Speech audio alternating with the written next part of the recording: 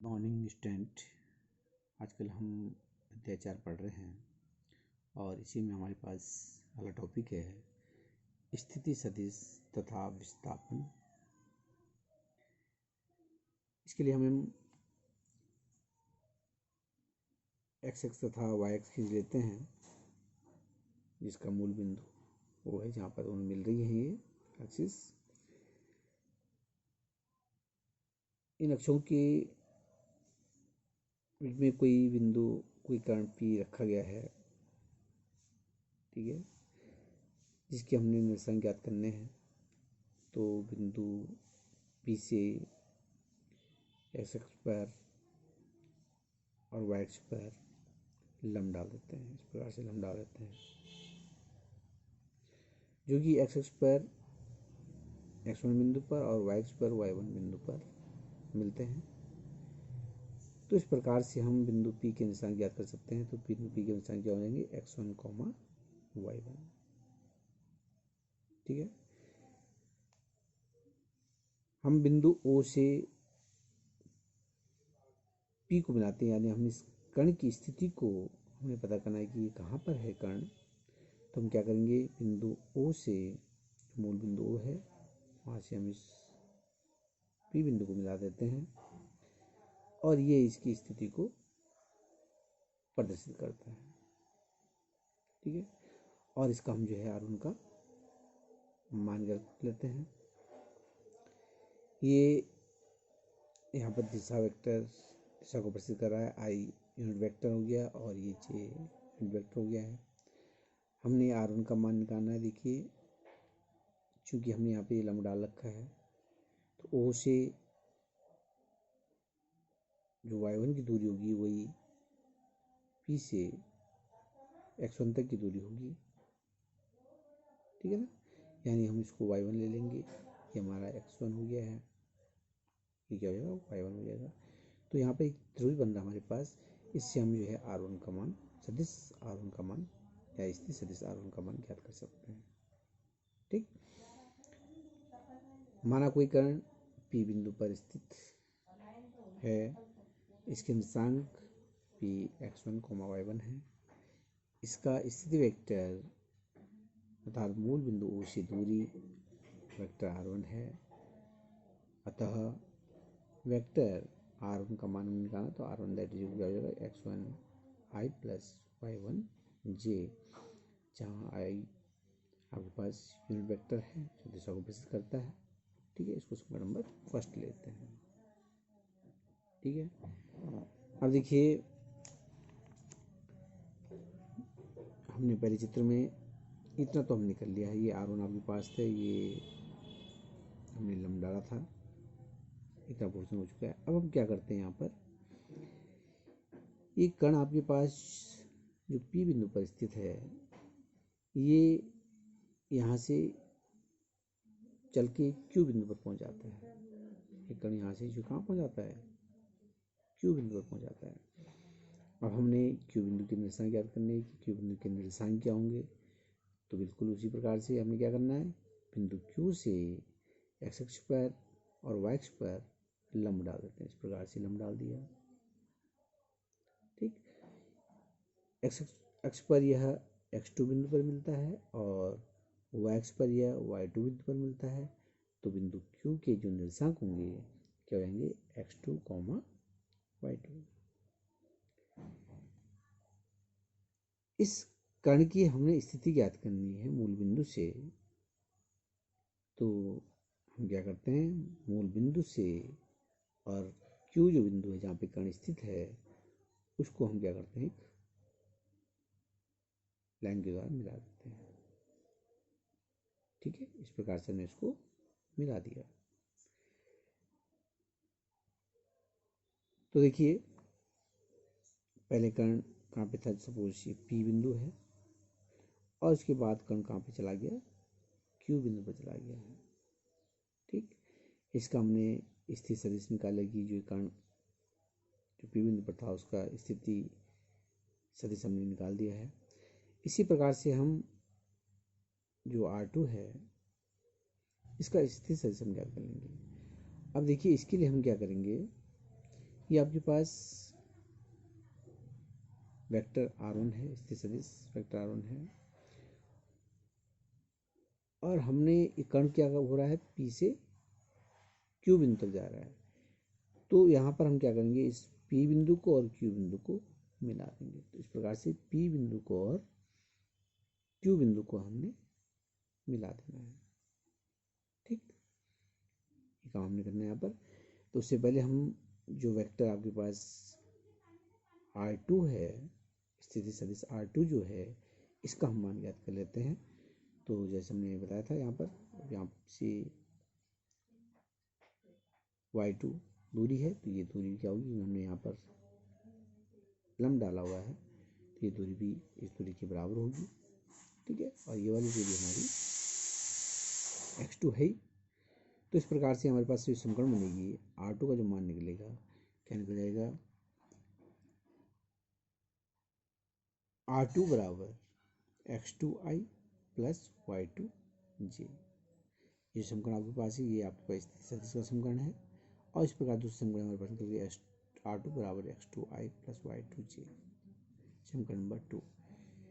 तो कण delta t समय में बिंदु P से बिंदु Q पर पहुंच गया है। P और Q बिंदु को हमने मिलाया, और सपोज ये यहाँ पर दो बिंदुओं के बीच की जो दूरी होती है उसे हम विस्थापन कहते हैं। दो बिंदुओं की जो है बीच की दूरी होती है, तो ये आपके पास विस्थापन सदिश निकल गया है, डेल्टा R।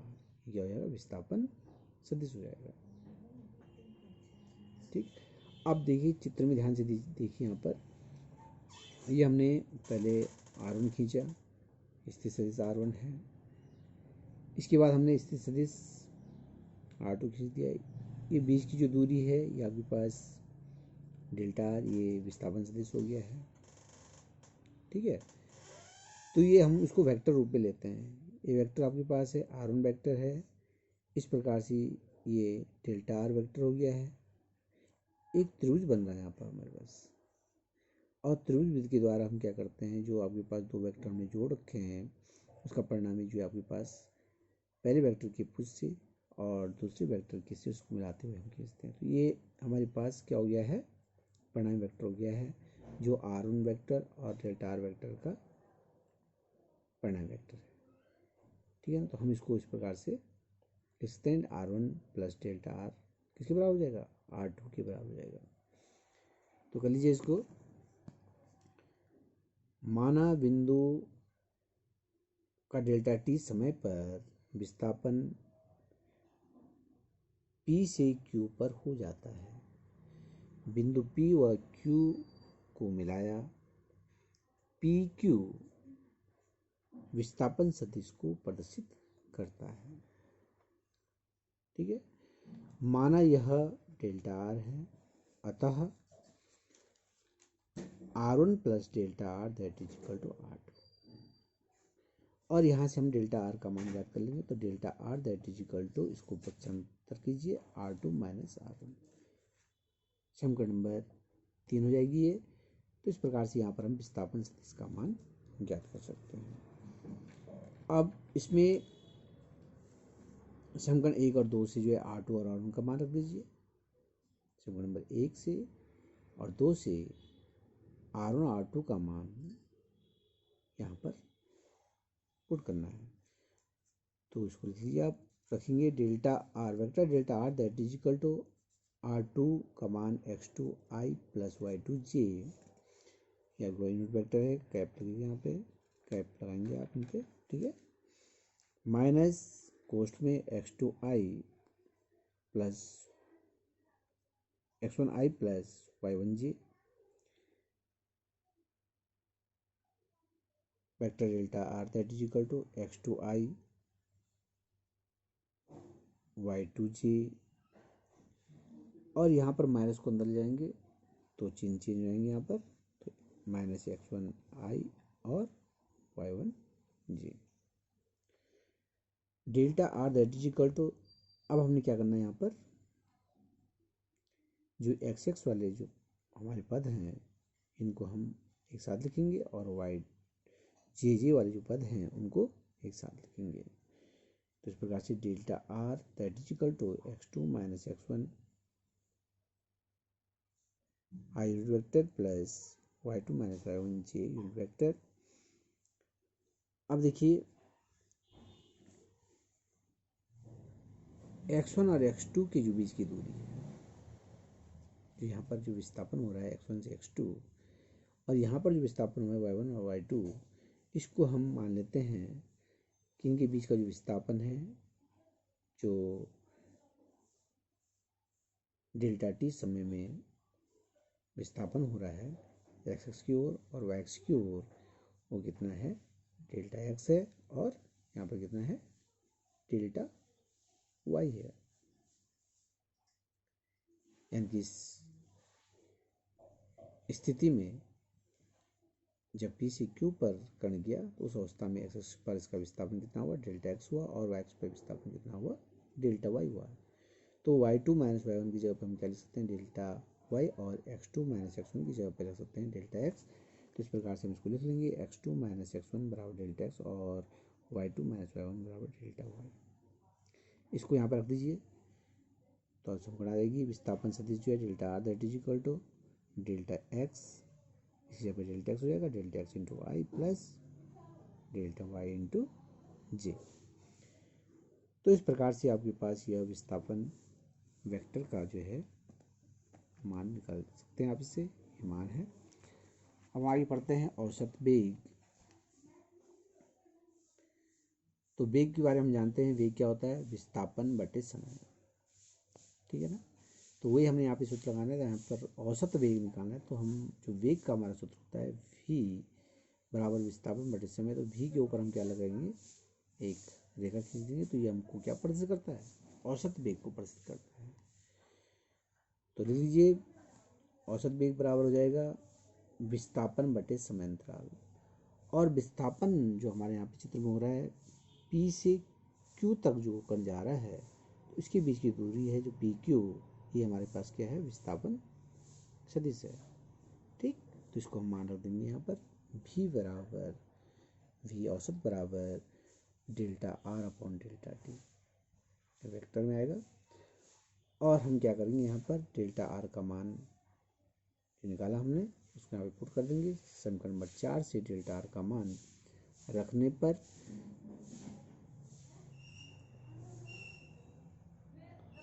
औसत वेग that is equal to delta x i cap plus delta y j cap upon delta t. Delta t को दोनों के नीचे अलग अलग कर दीजिए, इसको डिवाइड अलग अलग लिख देंगे। तो औसत वेग that is equal to delta x upon delta t into i cap plus delta Y upon delta t into j cap, ठीक है। अब देखिए delta x upon delta t समय में डेल्टा एक्स को की गई है, तो ये भी हमारे पास क्या है विस्थापन बटे समय अंतराल, यानी ये भी वेग है। और delta Y upon delta t विस्थापन बटे समय अंतराल, ये भी वेग है। ये एक्स दिशा में है, ये वाई एक्स दिशा में है, तो इसको हम क्या लिख सकते हैं वी एक्स लिख सकते हैं क्योंकि एक्स दिशा में है, और इसको वी वाई लिख सकते हैं क्योंकि ये वाई दिशा में है। तो इस प्रकार से हम इसको लिखते हैं चूंकि delta x upon delta T that is equal to we X और delta Y upon delta T that is equal to V Y, ठीक है। ये जो मान है यहाँ पर पुट कर दीजिए, तो औसत जो वेग होगा V X I plus V Y J, इस प्रकार से होगा औसत वेग निकल जाएगा। इसी में हम आगे चलते हैं, ये है आपके पास तात्कालिक या तात्क्षणिक वेग।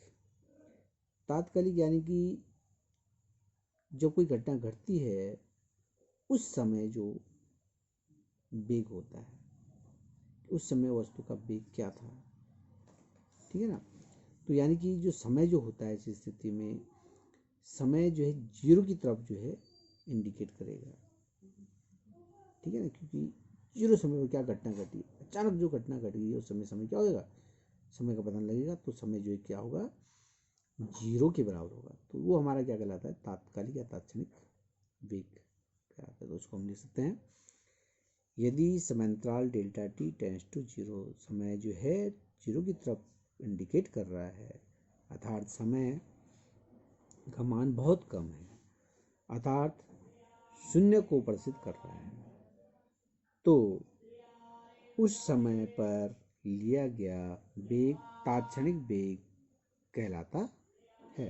अतः v तात्क्षणिक या तात्कालिक that is equal to limit delta T tends to zero. Limit क्या लेंगे इसके लिए? Delta T tends to zero. ठीक है, delta R upon delta t विस्थापन बटे समअंतराल। तो विस्थापन कितना है? डेल्टा आर हो रहा है, कण जो है पी सी क्यू में जा रहा है, तो विस्थापन कितना हो रहा है? डेल्टा आर हो रहा है बटे डेल्टा टी।